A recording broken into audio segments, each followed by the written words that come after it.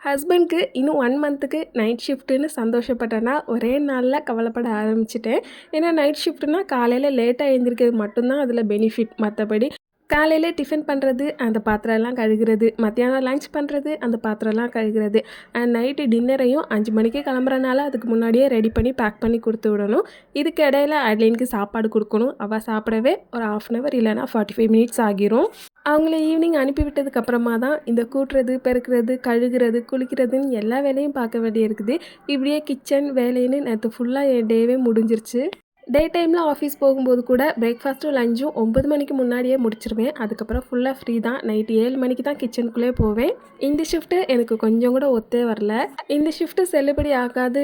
இருந்த ஷிஃப்ட்டை போட்டுட்டு அதில் நீங்கள் காலையில் போங்க நான் பாட்டுக்கு புலம்பிகிட்டே இருந்தேன். அவங்க பாட்டுக்கு ஆஃபீஸ் கிளம்பி ஈவினிங் போல் போயிட்டாங்க. இதில் ஆட்லின் வேற நல்லா விவரம் தெரிய ஆரம்பித்ததும் வேற செஞ்சா அவங்களுக்கு ஒரு பாய் போட்டுட்டு வீட்டுக்கு வந்தாச்சு.